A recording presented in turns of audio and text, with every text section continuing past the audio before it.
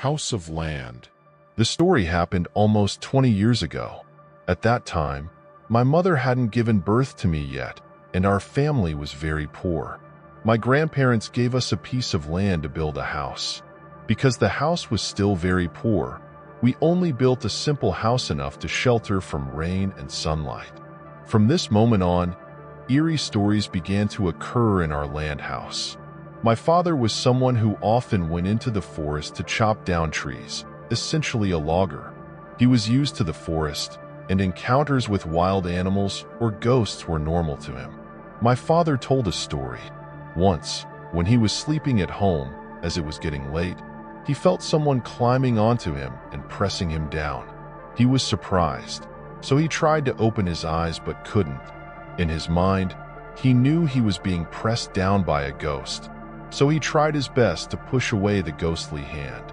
After struggling for a while, he felt the weight lifted off him.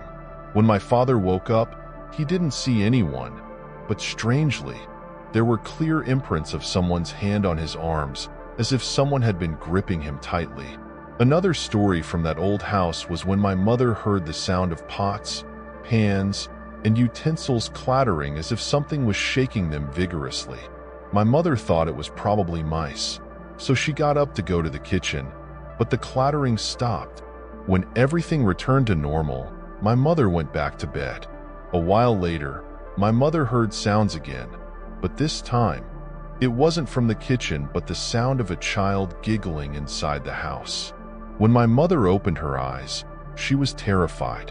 Near the bed was a woman holding a child, standing in midair, with a pale face looking at my mother and seemingly smiling. My mother screamed loudly to wake up my father. When my father heard the noise, he woke up and asked what was wrong. My mother told him the whole story, and he comforted her.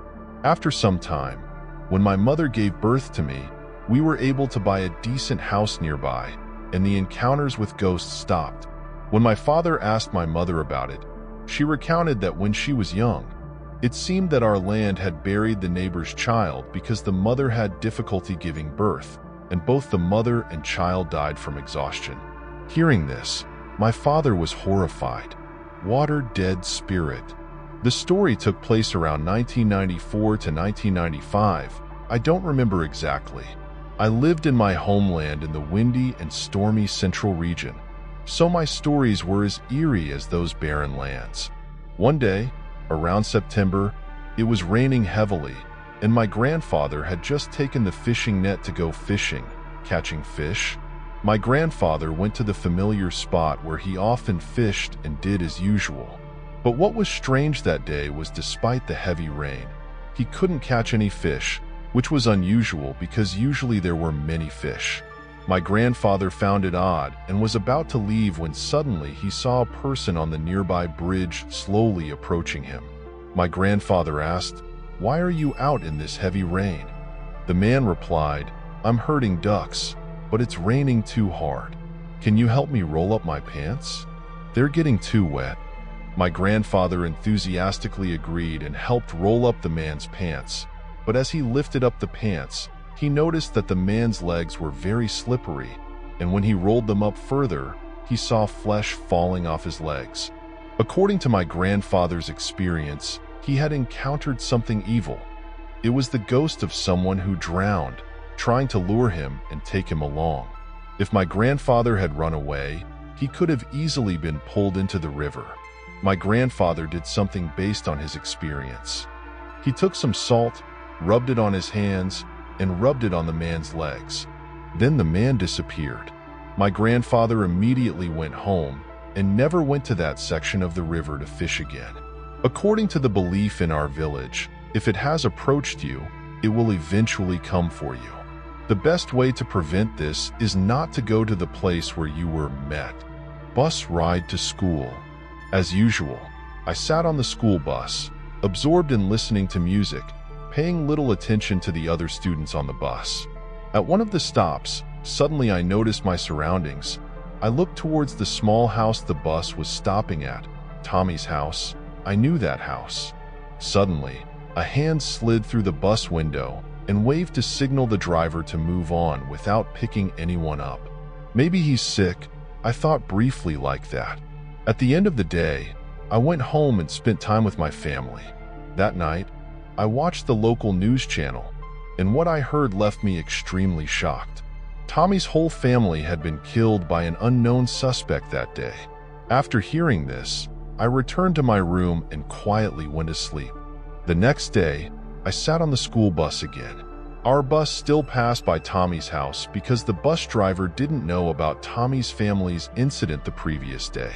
As the bus was passing by, I was about to stand up to explain to the driver what had happened when an image made me never forget. A pale hand slid through the bus window, waved to signal the driver to continue driving as usual. I sat on the bus, terrified. Night trip.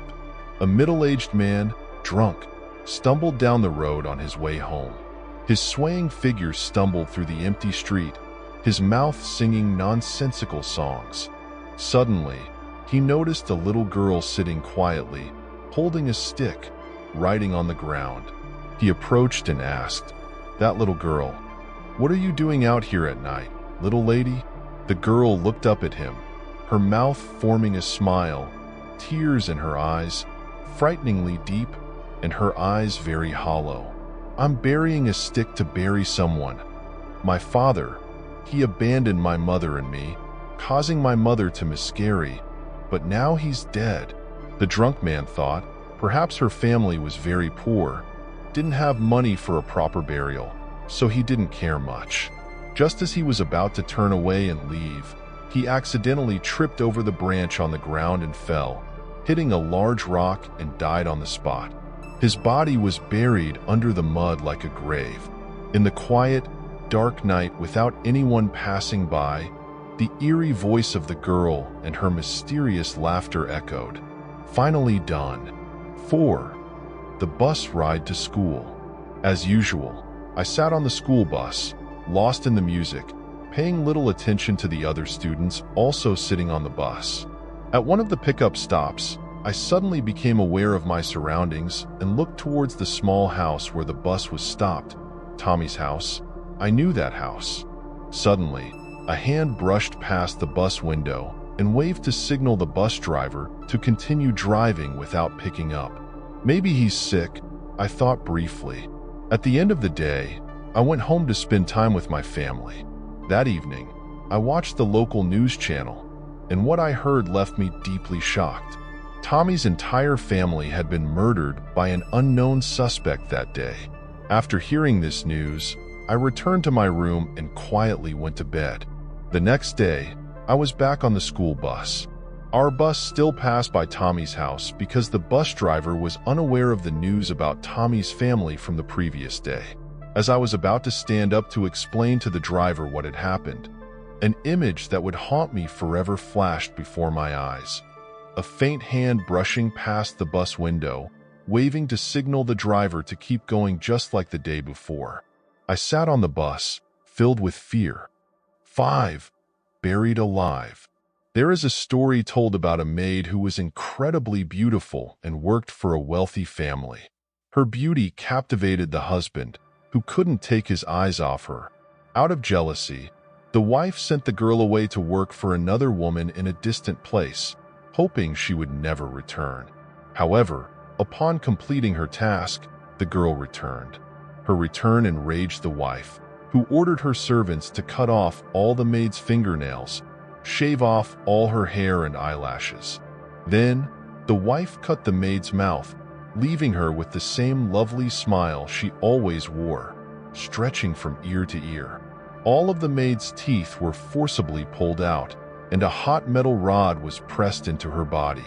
They buried the maid alive in one of the walls of the house, leaving only a small breathing hole. One night, while lying in bed with her husband, the wife felt extremely uneasy and anxious. She couldn't sleep, feeling as though someone was watching her, so she dared not move. Terrified, she trembled as she pulled the sheepskin blanket over her head and closed her eyes, then reached out to hold her husband's hand to reassure herself. But the wife suddenly realized that the hands she was holding were very soft, with a slimy, liquid-like texture, and, most terrifyingly, they had no fingernails. 6. The cemetery. On a rainy night, a taxi driver passed through a dark road with no one in sight.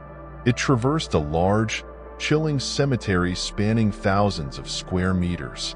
The driver suddenly saw someone walking by the roadside. He observed carefully and recognized her as a girl with blue eyes, blonde hair, wearing a white dress, walking barefoot leisurely on the road. The driver was quite scared but tried to reassure himself that it was just a pedestrian walking at night, even though there were hardly any houses nearby. The girl stood from a distance and waved to him, a sign of someone hitchhiking. The taxi driver pulled over to the side of the road and invited the girl to sit in the back seat. The driver asked in an attempt to dispel his fear of driving alone on such a windy and deserted night. "You're out late, aren't you?" "Yes, thank you. And could you please take me a short distance? My house is just ahead." The girl's voice was soft, with a slightly cold tone, perhaps influenced by standing under the night mist for too long. The taxi driver happily agreed, relieved to have someone ride along to ease his fear and anxiety, although the girl seemed very quiet. Passing through the silent cemetery section, the taxi driver struggled to keep himself from trembling due to the bone-chilling cold. The graves were crowded together, surrounded by dense grass, and the white smoke blended into the cold air. Finally, the taxi safely passed through the vast cemetery. The driver immediately turned to the back seat to start a conversation, but found that the girl had disappeared. 8. The key keeper. That day was perhaps the most chilling and unforgettable day since I joined the police force. This story happened about a year ago when I and a colleague were ordered to inspect an office complex due to a security alert sent to the police from the security system of that complex around 9:30 at night. The place was an old building, repurposed as a private clinic for doctors, with a pharmacy inside. The dispatcher at the police station reported receiving a signal of an intruder on the upper floor of the building. The key keeper of the building was present at the scene and opened the door for the two of us to enter and inspect. The main entrance of the building was behind a locked door, but the key keeper did not have the key with him, so we had to use the elevator to go up to the upper floor. Behind the elevator door was a dark corridor with only a faint light at the end of the corridor. We started checking each door one by one, and up to that point, all the doors we checked had been securely locked. When we reached the last office on the corridor, all of them had already been opened wide. We entered and found an empty office with only a reception desk, waiting area, and about 10 or 12 small examination rooms. We walked out of that office and immediately realized that something was wrong. The light at the end of the corridor we had seen earlier had gone out, replaced by the light near the elevator shining brightly. I looked at my colleague, and his face was pale. I asked if he was okay, and he said, "Weren't all the doors we checked earlier securely closed and locked?" I said yes, so what? He shivered. "Didn't you see they're all wide open now?" Of course, when I looked, all the doors to the offices were wide open, and both of us were trembling. So, we gathered our courage, checked everything again, and locked each door one by one. When we checked the last office, just as we were about to leave, the main door of the office suddenly slammed shut. At the same time, our walkie-talkie started emitting strange, eerie sounds, and I swear, at that moment, both of us just wanted to get out of there immediately. After struggling for a while, we finally made it to the elevator and went back down to the first floor to find the key keeper. However, he was nowhere to be found, and we couldn't locate him. I contacted the station and requested the dispatcher to provide us with the phone number of the key keeper. The dispatcher informed me that the key keeper had not yet arrived at the scene and asked us to wait for another 5 minutes. I told them that we had met him earlier, and the dispatcher told me that it was impossible because they had just recently been able to contact the key keeper. Finally, when the real key keeper arrived at the scene, I asked her who the man was who had opened the door for us. She asked me to describe him, then concluded that what I described sounded like the rented doctor who occupied the last. Quinn. That's her mother's name. Her mother couldn't recall if this voice belonged to a neighbor or not, but since she was in the middle of lighting incense, she didn't respond and just finished her task. About 3 minutes later, her mother went to the gate and opened it, but there was no one outside, only the swaying trees dancing in the wind. Her mother couldn't understand what had happened. Honestly, the recent echoing sound. There's no way that person could have disappeared so quickly. The next day, her mother asked all the neighbors around, but everyone said that no one was standing in front of her house at that time. And many people who were awake also recounted that they didn't hear anyone calling her mother. I've heard somewhere that when you hear your name being called out but don't know where it's coming from, never foolishly answer, because answering could mean agreeing to follow it. At that time, I believed and silently felt lucky that her mother didn't have time to answer. Through this story, I hope those who are still not believing in the spiritual world, answer all those doubts with a simple question. Where did the call of your father come from? And why did he suddenly pass away after answering?